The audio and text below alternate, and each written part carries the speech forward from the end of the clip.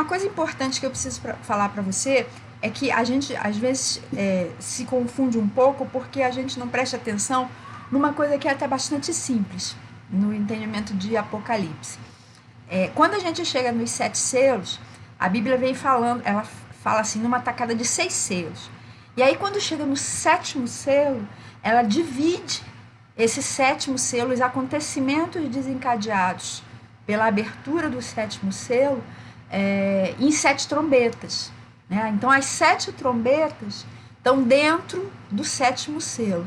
Né? E aí ela conta o que acontece com as 6 primeiras trombetas, e quando chega na 7ª trombeta, na última delas, ela é dividida pelas 7 taças. Né? Então, os 7 selos, dentro do último tem as 7 trombetas. Aí vem as 7 trombetas, e dentro da última trombeta tem as 7 taças, né? Com os 7 juízes, as 7 pragas que Deus envia. A gente chega em diversos acontecimentos que vêm, são os 7 selos, né? E que vêm narrados naqueles livros da Bíblia que eu havia sugerido que vocês lessem para se preparar para o estudo de Apocalipse. Né? Eu falei para ler no Antigo Testamento Isaías, Ezequiel, Daniel, Zacarias, principalmente esses, e também Joel, que é curtinho e também tem acontecimentos dos últimos dias. Né? Do Novo Testamento, tem algumas cartas, né, de Paulo, tem 1 aos Coríntios, o capítulo 15, 1 aos Tessalonicenses 4, 2 aos Tessalonicenses 2, e de Pedro, tem 2 de Pedro 3. Né? E falei para ler também o sermão profético de Jesus, que ele fez lá no Monte das Oliveiras, que aparece lá em Mateus 24 e 25. Só que eu reparei, ao longo da semana, que o texto paralelo ao de Mateus, que está lá em Lucas 21, ele mostra a sequência dos acontecimentos de uma forma mais fácil da gente associar com os de Apocalipse. Então, se você, além de ler Mateus 24 e 25, ler Lucas 21, vai ter um proveito bom também para entender Apocalipse. Tá? Então, vamos ver aqui os 7 selos. A Bíblia mostra os 4 primeiros selos aparecendo juntos, né? Que são aqueles 4, são desencadeados, né? Quer dizer, eles desencadeiam o aparecimento daqueles 4 cavaleiros do Apocalipse. Né? Vamos dar uma olhadinha lá, que está lá no capítulo 4. Apocalipse 4. Não, no capítulo 4 e no capítulo 5, vem os acontecimentos do céu que desencadeiam isso tudo. E aí no capítulo 6, é que aparece mesmo o desenrolar disso aqui na Terra. Então, no capítulo 6, aparecem os 7 selos. Né? Quer dizer, os 7 não, começam a aparecer os 7 selos. Na verdade, aparecem 6 selos nesse capítulo 6. O 7º selo vai aparecer só no capítulo 8. Né? Porque entre o 6º e o 7º tem algumas coisas que a gente vai falar aqui.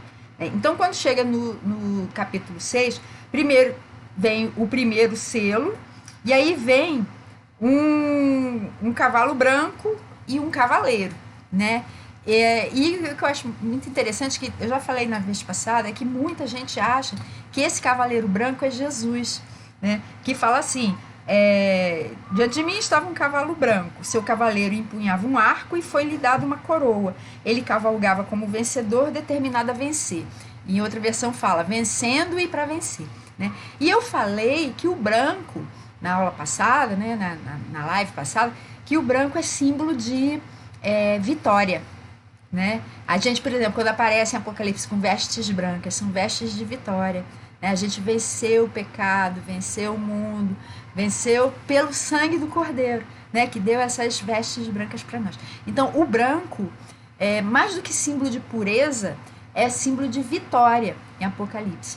E esse cavaleiro, do cavalo branco, ele é vitorioso, né? Vitorioso, assim, momentaneamente. E a gente consegue entender bem quem ele é quando a gente vê os outros três cavaleiros, né?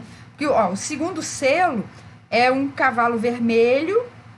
O cavaleiro recebeu poder para tirar a paz da terra e fazer que os homens se matassem uns aos outros. E foi lhe dado uma grande espada. Aí chega o terceiro. É um cavalo preto. Seu cavaleiro tinha na mão uma balança. Então ouviu uma voz entre os 4 seres viventes dizendo: 1 quilo de trigo por 1 denário e 3 quilos de cevada por 1 denário. E não danifique o azeite e o vinho. E o quarto era um cavalo amarelo, seu cavaleiro chamava-se Morte, e o Hades o seguia de perto. Foi-lhes dado poder sobre 1/4 da terra para matar pela espada, pela fome, por pragas e por meio dos animais selvagens da terra. Então, se a gente imagina que Jesus é o primeiro desses cavaleiros, fica um negócio assim meio sem sentido, não dá para entender direito, né? Mas, na verdade, esse primeiro cavaleiro aí é o anticristo. Ele aparecendo, né? É quando ele surge no cenário mundial e logo atrás dele, ele aparece assim, né? Vai ascendendo, crescendo, sendo vitorioso em tudo que ele faz, e logo em seguida vem esses outros 3 cavaleiros, né?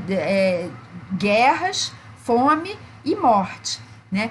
E o que eu acho bastante interessante é que, da mesma forma que a gente, lendo a Bíblia, chegando nesse primeiro cavaleiro, né, do cavalo branco, a gente fica achando que é Jesus, a gente confunde às vezes com Jesus, na realidade vai acontecer isso também. Quando o anticristo aparecer, muita gente vai confundir ele com Jesus, né? Vai confundir ele com o enviado de Deus, né? E ele vai enganar muita gente, né? E então, se essas palavras que estão aqui na Bíblia, né, que são até mais facilmente da gente discernir, às vezes confundem a gente, fazem a gente confundir o anticristo com Jesus, não discernir que ele é o anticristo, achando que é, na verdade, o nosso Senhor. Imagine o que vai acontecer quando as pessoas estiverem vendo ali com os seus olhos alguém que parece, nossa, é maravilhoso, né? Era tudo que a gente estava esperando aqui para o nosso planeta, para trazer paz, né? Essa coisa toda, né? Então, o anticristo vai, de fato, confundir muita gente, né? Enganar muita gente. Aí vem depois, logo em seguida, a ascensão dele. Vem guerras, e em seguida vem fome, e em seguida vem morte. A Bíblia fala morte por espada, pela fome, por pragas e por animais selvagens, né? Aí quando abre o 5º selo, aparece um selo que desencadeia martírio, perseguição aos cristãos, né, ao povo de Deus, né, em toda a face da terra. E no 6º selo, sim, perseguição com martírio, né? Com sacrifício mesmo, morte mesmo, tortura, né? Essas coisas todas, né? Vão ser coisas terríveis que vão ser feitas contra aqueles que professam o nome de Deus, né? E aí depois vem o 6º selo, em que desencadeia uma série de desordens na natureza. Então, a Bíblia, em Apocalipse, menciona diversos terremotos. E quando abre o 6º selo, aparece a primeira menção a um terremoto aqui. Aí fala no sol escuro, na lua ficando vermelha, estrelas caindo, o céu se enrolando como um pergaminho, as montanhas e as ilhas sendo removidas, né, sumindo do lugar delas. E aí depois vem o 7º selo, né, que são as 7 trombetas, que abre, né, dá lugar às 7 trombetas, que vão aparecer no capítulo 8.